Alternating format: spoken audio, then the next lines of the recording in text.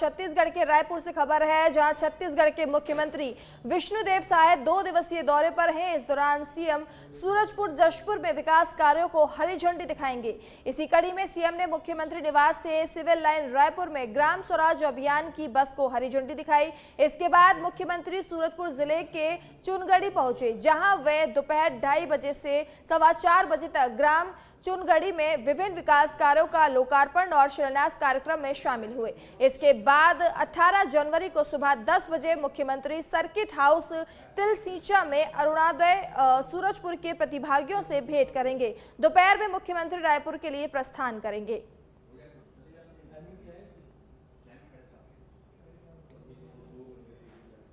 छत्तीसगढ़ के कोरिया जिले में कोयले का अवैध उत्खनन लगातार जारी है। इस अवैध कारोबार पर लगाम कसते हुए डीएफओ के निर्देश पर वन विभाग ने सख्त कार्रवाई की है। वन विभाग की टीम ने नागरडोबरा जामघाट पहाड़ क्षेत्र में छापेमार कार्रवाई करते हुए जंगल से 40 से 45 बोरी अवैध कोयला जब्त किया है। सूत्रों के अनुसार बड़े पैमाने पर हो रहे अवैध कोयला उत्खनन से निकाला गया कोयला आसपास के इलाकों में संचालित अवैध लाल ईंट भट्टों में खपाया जा रहा है। वन विभाग की कार्रवाई के बावजूद अवैध कोयला उत्खनन और कारोबार पर पूरी तरह से अंकुश नहीं लग पा रहा है, जिससे प्रशासन की चुनौती बढ़ती नजर आ रही है।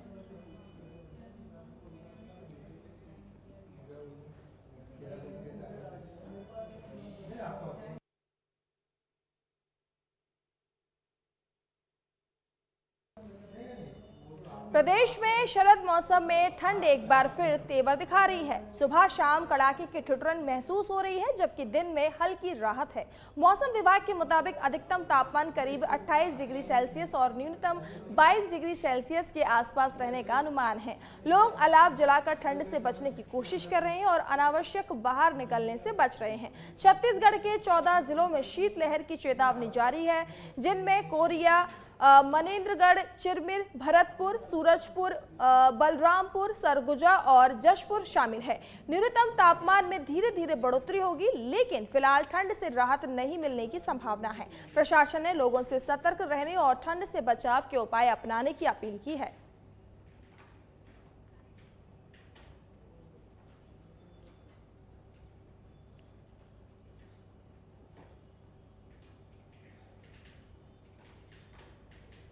बहुत ज्यादा पड़ रहा है। देखिए दोपहर 2-3 बजने के बाद ना बहुत ठंड, पूरा शरीर कांपने लग रहा है। इतना हवा भी चल रहा है, ठंडा बहुत ही ज्यादा है। बिना आग के अलावा बिना कोई रास्ता नहीं। आग का सहारा देख रहे हैं हम लोग, ले रहे हैं सबको। शाम के समय ठंडी इतना ज्यादा बढ़ गया है कि आग का सहारा। सर अभी काफी कड़ाके की बढ़ गई है, शीतलहर चल रही है, जिसके कारण जैकेट, आगी का सहारा लेना पड़ रहा है, धूप का सहारा लेना पड़ रहा है। अंबिकापुर से बड़ी खबर है, जहां अंबिकापुर में जंगलों को बचाने के लिए हुआ धरना प्रदर्शन। बीटीआई ग्राउंड में आयोजित किया गया प्रदर्शन अलग अलग संगठनों और सामाजिक कार्यकर्ताओं के द्वारा ये आयोजन किया गया। छत्तीसगढ़ बचाओ संघर्ष समिति हुई आंदोलन में शामिल। आसपास के दूसरे जिलों से भी बड़ी संख्या में लोग पहुंचे। सीमेंट फैक्ट्री, बॉक्साइट खदान से प्रभावित लोग भी आंदोलन में शामिल हुए हैं। मुख्यमंत्री के नाम पर एक कलेक्टर को ज्ञापन भी सौंपा गया है। तो आपको बता दें कि आंदोलन में दूर दराज से लोग शामिल भी हुए हैं। जंगलों को बचाने के लिए धरना प्रदर्शन किया जा रहा है। तस्वीरों में आप देख सकते हैं कि महिलाएं हाथों में तख्तियां लिए बैठी हुई हैं और जंगल बचाओ की मांग कर रही हैं। तमाम लोग आए हैं क्योंकि सरगुजा के अंदर और पूरे छत्तीसगढ़ के अंदर जो जल जंगल जमीन की लूट हो रही है, जो पूंजीपतियों को जल जंगल जमीन सौंपे जा रहे हैं, वो संवैधानिक अधिकारों का उल्लंघन करके हो रहा है। संपूर्ण सरगुजा 5वीं अनुसूची का इलाका है, लेकिन ग्राम सभाओं को या तो नजरअंदाज किया जा रहा है या हसदेव जैसे इलाके में जहाँ फर्जी ग्राम सभाएं करवाई गई है और खदानों को चालू किया जा रहा है। हमरे जंगल ला बचावत हुई और धरती ला बचावत थी। हमरे धरती ला छोड़ के हमरे कहाँ जाबो, यही पर हमरे आए ही। कोरिया जिले के बैकुंठपुर से लगे ग्राम पंचायत जामपारा में शुक्रवार को राशन वितरण देर रात तक चला, जिसमें रात करीब 8:30 बजे भी दर्जनों राशन कार्डधारी लाइन में खड़े रहे। लंबी प्रतीक्षा और तकनीकी खराबी के कारण वितरण धीमा हो गया, जिससे महिलाओं में नाराजगी और भीड़ में तनाव पैदा हो गया। कुछ नशे में लोग भी मौके पर पहुंचे, जिससे विवाद और दहशत का माहौल बन गया। ग्रामीणों ने प्रशासन से समयबद्ध राशन वितरण व्यवस्था सुधार और मौके पर पुलिस या प्रशासनिक मौजूदगी सुनिश्चित करने की मांग की है। 9 बजे स्कूल लगता है भैया, 9:15 में छुट्टी होता है और यहाँ भैया चावल लेने आए रही, 8:02 में छुट्टी दी है भैया। अब बताइए आप, मेरी बेटी पढ़ाई करेगी भैया कि मेरी घरवाली चावल खाना बनाएगी भैया? मैं भी सोसाइटी से ये देखिए भैया पलटी मार के आया हूँ। सबको चाहिए एक ही दिन राशन, भीड़ होने के कारण आ गए तो हम लेके जाएंगे। सिस्टम वही नहीं चल रहा है। क्यों नहीं चल रहा? नेटवर्क। ये आरोप लगा रहे कि हमेशा ऐसा होता है। हमेशा नहीं होता है, सिस्टम तो कभी कभार ही। कांकेर जिले में अमित जोगी के एक पोस्ट ने पूरे समाज में बवाल मचा दिया है। अमित जोगी की पोस्ट में कहा गया कि वो 17 जनवरी 2026 यानी कि आज कांकेर के हाईवे के किनारे टेंट लगाकर सभा करेंगे और उनके 200 पीड़ित साथी भी इस सभा में उपस्थित रहेंगे। साथ ही इस सभा में बड़े तेवड़ा के सरपंच व उनके परिवार के लोग भी शामिल होंगे। वहीं इस पोस्ट पर सर्व समाज के अध्यक्ष ने एसडीएम को अपना आवेदन प्रस्तुत कर इस सभा को रोकने के लिए प्रशासन से गुहार लगाई और साफ शब्दों में कहा कि ये फिर से शांत वातावरण को अशांत कराने का षड्यंत्र है। तेवड़ा ग्राम में बहुत सारा हमारे आदिवासी समाज के लोगों को, सर्व समाजी लोगों को मार पीट के उसी आदमी को पीड़ित बताकर जो आज उसको सम्मानित करने का जो खेल खेल रहा है, उसका विरुद्ध में हम लोग यहाँ ज्ञापन सौंपने आए हैं एसडीएम साहब से कि कहीं ना कहीं जो आदमी गलत आदमी है, जो उसके प्रशासन भी उसको जान रहा है, सभी लोग जान रहे हैं कि ये आदमी के कारण ही जो तेवड़ा ग्राम का जो स्थिति जो बहुत बदतर हो गया था, उसके बाद भी उसी आदमी को पीड़ित बताकर जो सम्मान करने का जो बात आ रहा है वो गलत है। इसीलिए हम लोग एसडीएम साहब के पास आए हैं और उसका विरोध प्रदर्शन कर रहे हैं। सर्व समाज हर चीज़ को ध्यान में रखकर कोई भी काम करते हैं। पहले बार भी बहुत ज़्यादा घटना हुआ था, इसमें सभी हमारे आदिवासी समाज, सर्व समाज के लोग प्रीत थे। इस बात को लेकर के ज्ञापन सौंपे हैं कि अमित जोगी ने अपने सोशल मीडिया में जिस प्रकार से प्रचार किया है और 17 तारीख को कांकेर के हाईवे वो स्थान अपना स्थायी पता भी नहीं दिया कि कहाँ पर कार्यक्रम करना है, लेकिन हाईवे के किनारे करीबी में लगभग 200 लोगों के बीच में सभा करने वाले हैं। और ऐसे सभा जो आपको मालूम है आमा बेड़ा के करीब बड़े तेवड़ा ग्राम में जिस प्रकार से अभी जो घटना हुआ है पूरा देश नहीं दुनिया जानते हैं, और उस व्यक्तियों के लिए वहां पर 200 लोगों को बुलाकर सभा करने के लिए यह सोशल मीडिया में चला गया था, जिसको हम निरस्त करने के लिए सर्व समाज के लोगों ने आज यहाँ पर हमने ज्ञापन दिए हैं। और मैं एक चीज़ बता दूं, पीड़ित वो राजमन सलाम नहीं है, पीड़ित तो आदिवासी समाज है और इनके द्वारा कहीं भी जो सभा करेंगे और सभा करके उनको पीड़ित बताने का प्रयास। बीजापुर से बड़ी खबर है, जहां डीआरजी जवानों और नक्सलियों के बीच चल रही बड़ी मुठभेड़। बीजापुर के नेशनल पार्क में चल रही मुठभेड़, अब तक 2 नक्सली ढेर। नक्सलियों की मौजूदगी की सूचना पर ऑपरेशन घटनास्थल से 2 AK-47 राइफल भी बरामद की गई है। तो डीआरजी जवानों और नक्सलियों के बीच में मुठभेड़ हुई है। बीजापुर के नेशनल पार्क में ये मुठभेड़ चल रही है। अब तक 2 नक्सलियों को भी पकड़ा जा चुका है। तो आपको बता दें कि मुठभेड़ में अब तक 2 नक्सली जो है ढेर हुए हैं। घटनास्थल से 2 AK-47 राइफल भी बरामद की गई है।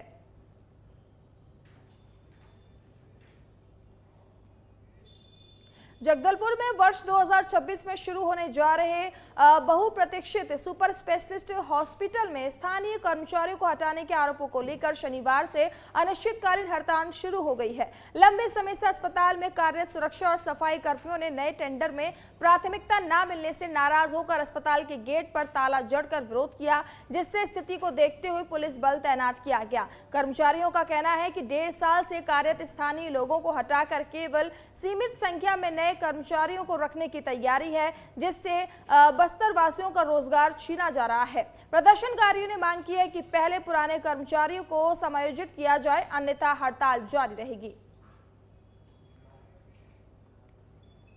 यहाँ काम कर रहे हैं, हाउसकीपर भी हैं और सिक्योरिटी भी हैं, और जो नया कंपनी आया है ना, तो हम लोग हाँ ठीक है 40 जन को लेंगे करके बोले, और बाकी कहाँ जाएंगे सर? छोटे छोटे बच्चे उनको छोड़ के आ रहे हैं सब कोई, तो सबको काम मिलना चाहिए, सबको अवसर मिले ना, है नहीं? पहले जो काम कर रहे हैं उनको पहले प्राथमिकता दे, बाद में जो भी है। प्रबंधक का कहना है कि हम काम आधे को लेना है, आधे को नहीं। हम चाहते हैं कि सबको ले सर, क्योंकि हम शुरू से सब एक साथ काम कर रहे हैं, तो सबको लेना चाहिए। तो आप लोग आज क्या कर रहे हैं? आज हम लोग यहाँ ताला बंद किए हुए हैं सर, और हम लोग जब तक हमारी मतलब मांग पूरी नहीं होगी हम किसी को घुसने नहीं देंगे सर। आप लोग की संख्या कितनी है पूरे काम करने वाले की? 100 से पार। सरगुजा जिले के सीतापुर विधायक राजकुमार टोप्पो ने किसानों की आय बढ़ाने और रोजगार के नए अवसर सृजित करने के उद्देश्य से धान की पारंपरिक खेती से आगे बढ़कर विविध और उन्नत कृषि को बढ़ावा देने की पहल की है। केवी के चलता में आयोजित बैठक में सभी ब्लॉकों के चयनित किसानों से संवाद करते हुए उन्होंने घोषणा की कि किसानों को राज्य से बाहर विशेष प्रशिक्षण के लिए भेजा जाएगा, जहां वे अंगूर, अनार, केला, फूलों की खेती के साथ पशुपालन, मत्स्य पालन, बकरी और सुकर पालन की आधुनिक तकनीकें सीखेंगे। विधायक ने कहा कि प्रशिक्षण लेकर लौटे किसान क्षेत्र में उन्नत खेती को लागू करेंगे और अन्य किसानों को भी प्रशिक्षित करेंगे, जिससे सीतापुर को कृषि और नए केंद्र बनाने की दिशा में ये बड़ा कदम होगा। स्कीम के तहत हमारे सीतापुर विधानसभा क्षेत्र के जो कुछ चुने हुए किसान हैं, जो भविष्य में उन उत्पादों को बेहतर कर सकते हैं, उनको प्रशिक्षण के लिए हम लोग दूसरे राज्यों में भेज रहे हैं। जैसे फलों की खेती, केला हो गया, संतरा हो गया, अंगूर हो गया, ऐसे चिन्हित कुछ खेती हैं, उनके लिए हम लोग प्रशिक्षण के लिए उनको भेज रहे हैं। जैसे 10-10 किसान हो गया, और सब्जी की खेती के लिए, गन्ना की खेती के लिए, फूलों की खेती के लिए, ऐसा बकरी पालन, मछली पालन और मुर्गी पालन, ऐसे अलग अलग सेक्टरों के किसानों को छांट कर उनको प्रशिक्षण के लिए हम लोग भेज रहे हैं। इससे होगा कि किसान सीख कर जो है ना यहाँ आके उस सीखे हुए चीज़ों को इम्प्लीमेंट करेंगे और इसको दूसरे किसान देखकर सीखेंगे। इससे ये होगा कि हमारे क्षेत्र में केवल एक ही कृषि नहीं, विभिन्न जो उत्पाद हैं उसमें। राजनांदगांव में 21 वर्षीय अमित भौमिक की कथित आत्महत्या का मामला 21 दिन बाद भी अनसुलझा है, जिस पर भाजपा नेता के बेटे को संरक्षण देने और पुलिस की सुस्ती के आरोप लग रहे हैं। शिक्षक नगर निवासी अमित की मौत के पीछे लगातार मानसिक, आर्थिक प्रताड़ना और जान से मारने की धमकियों का आरोप है। परिजनों का कहना है कि मौत से पहले अमित ने बहन मुनमुन को संदेश भेजकर आरोपियों के नाम बताए थे और ऑडियो में धमकियां भी दर्ज हैं। परिवार के अनुसार एफआईआर दर्ज कराने में भी भारी मशक्कत करनी पड़ी और अब तक न गिरफ्तारी हुई, न एफआईआर की प्रति मिली है, जबकि कोर्ट में अग्रिम जमानत खारिज कर चुका है। शुक्रवार को राजनांदगांव क्लब में पीड़ित परिवार ने प्रेस वार्ता कर निष्पक्ष जांच और दोषियों की गिरफ्तारी की मांग करते हुए राजनीतिक दबाव में कार्रवाई का टालने का आरोप लगाया है। पता चला कि बिना आवेदन के एफआईआर दर्ज नहीं हुई, तो फिर हिंदू संगठन के कार्यकर्ता सबके द्वारा वहां जाने के बाद बहुत मुश्किलों से उन्हें आवेदन लिए, हमसे बहुत बहस हुई। वो अपना नियम ही बताए जा रहे थे हमको। फिर कार्यकर्ताओं द्वारा बोलने के बाद उन्होंने आवेदन लिए, कथन नहीं हुआ, हम लोग का स्टेटमेंट नहीं हुआ। फिर हम लोग 31 तारीख को आईजी ऑफिस गए थे, वहाँ पे हमने एप्लीकेशन दिए। उसके बाद 1 तारीख को हमको थाने से फ़ोन आया कि आप कथन के लिए आ जाइए। तो हम लोग 12 बजे कथन के लिए गए थे। 5:30 बजे तक हम लोग बैठे रहे।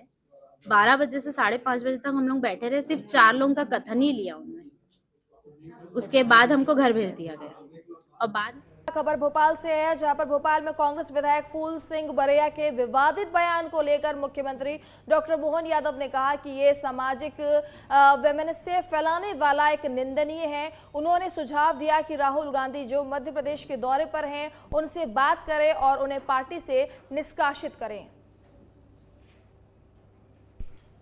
तो कांग्रेस नेता के बयान के बाद लगातार बवाल मचा हुआ है और सीएम मोहन यादव ने आग्रह किया है, उन्होंने कहा है कि उनको कांग्रेस के जो लोग हैं उनको निष्कासित करें पार्टी से। वरिष्ठ नेता राहुल गांधी आ रहे हैं और समाज में ऐसे जहर घोलने वाले बयान देकर के फूल सिंह बरैया ने जो सामाजिक विद्वेष फैलाने का काम किया है, मैं उम्मीद करूंगा कि राहुल गांधी जी आकर के अपने विधायक से भी कहे सस्पेंड करे, पार्टी से बाहर करे, लगे कि हाँ उनके मन में समाज के बाकी वर्गों के लिए भी कोई सम्मान है। मैं उनके इस बयान की निंदा भी करता हूँ और फूल सिंह बरैया विधानसभा के विधायक हैं, मैं मान के चलता हूँ उनका अपना उत्तरदायित्व है कि वो इस प्रकार की बातों से बचें। चंदेरी में दिल्ली दरवाजे से पुराने बस स्टैंड तक सरकारी भूमि पर अवैध अतिक्रमण हटाने के लिए राजस्व और नगर पालिका ने जिला अधिकारी आदित्य सिंह के निर्देश पर पुलिस के साथ बुलडोजर कार्रवाई की है। अभियान में कई अस्थायी दुकानें और टीन शेड हटाए गए हैं। 1 दर्जन से अधिक लोगों ने स्वयं अतिक्रमण हटाया, जबकि शेष को जेसीबी से हटवाया गया। अधिकारियों ने दोबारा कब्जा करने पर कड़ी कार्रवाई की चेतावनी दी है और कहा है कि इस कार्रवाई से यातायात सुगम होगा और वाहनों के लिए पर्याप्त जगह मिलेगी। तो आप देख सकते हैं कि अवैध निर्माण पर जो है पीला पंजा चला है। बुलडोजर से जो अवैध निर्माण है उन्हें हटाया जा रहा है। निर्देशानुसार कल दिनांक 16/1/2026 को शहर में अस्थायी रूप से ठेला और सब्जी विक्रेताओं को उनको अतिक्रमण जो किए हुए तो हटाया गया। उसके पश्चात हटाने के पश्चात सभी जितने ठेला वाले, सब्जी विक्रेता, फल एवं अन्य व्यक्ति थे उनको सभी को व्यवस्थित जगह दी, साज की जगह में बिठाना और उनको धूलिया गिर वालों को भी अतिक्रमण हटा के उन्हें भी व्यवस्थित जगह बिठाना। किसी को बेरोजगार भी नहीं होने दिया और सभी को व्यवस्थित जगह बिठाकर उनको अतिक्रमण मुक्त कराया। देवास जिले के खाते गांव में 12 जनवरी को मिली 15 वर्षीय किशोरी के जले हुए शव के मामले में पुलिस ने 48 घंटे के भीतर सनसनीखेज खुलासा करते हुए 2 आरोपियों को गिरफ्तार किया है। जांच में सामने आया है कि किशोरी की पहले गला घोंटकर हत्या की गई, बाद में शव पर डीजल डालकर आग लगाई गई ताकि मामला आत्महत्या का लगे। पुलिस के अनुसार आरोपी कान्हा उर्फ कन्हैया डाबर ने अपनी भाभी के साथ मिलकर वारदात को अंजाम दिया, क्योंकि किशोरी ने उन्हें आपत्तिजनक स्थिति में देख लिया था। पोस्टमार्टम रिपोर्ट और सीसीटीवी फुटेज के आधार पर आरोपियों को हिरासत में लेकर पूछताछ की गई, जिसमें साजिश का खुलासा हुआ है। देवास एसपी पुनीत गहलोत के निर्देश में गठित विशेष टीम ने त्वरित कार्रवाई करते हुए मामले को सुलझाया।